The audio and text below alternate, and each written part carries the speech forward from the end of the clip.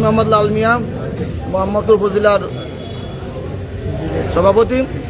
আমরা চাই 2009 সালে আমরা আমাদের সরকার যে বৈধ কার্ড করেছিল সেই কার্ডটা আমাদের বহাল থাকে এবং আমরা লক্ষ লক্ষ টাকা বাকি দিছি।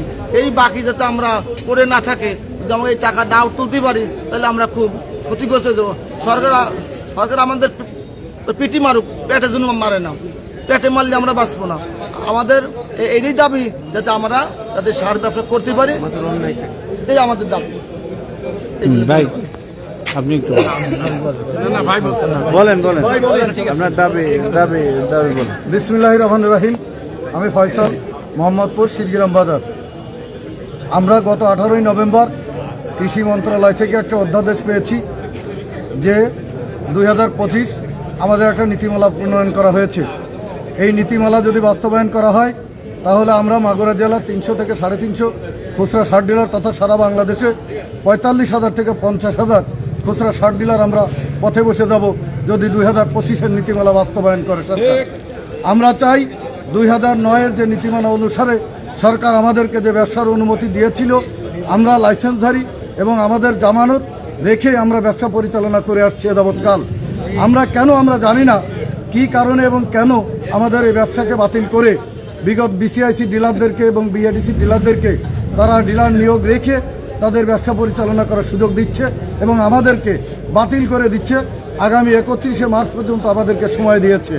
আমরা এই সময়ের পরে যদি আমরা ব্যবসা পরিচালনা করতে না পারি তাহলে আমরা 45,000 থেকে 50,000 পরিবার আমরা একদম পথে বসে যাব। বাংলাদেশে বেকারত্বের হার বেড়ে যাবে। আমাদের কাছে মনে হয় যে আমাদের ব্যবসা বন্ধ হয়ে গেলে এই কৃষি উৎপাদনে বাধাগ্রস্ত হবে কৃষকরাই হচ্ছে আমাদের প্রকৃত বন্ধু এবং আমরা তাদের বন্ধু।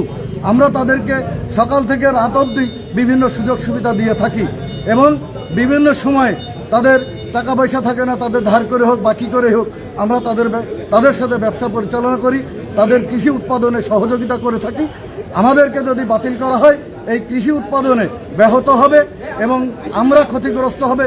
পাশাপাশি আমার মনে হয় এই বাংলাদেশে কৃষকরাও ক্ষতিগ্রস্ত হবে।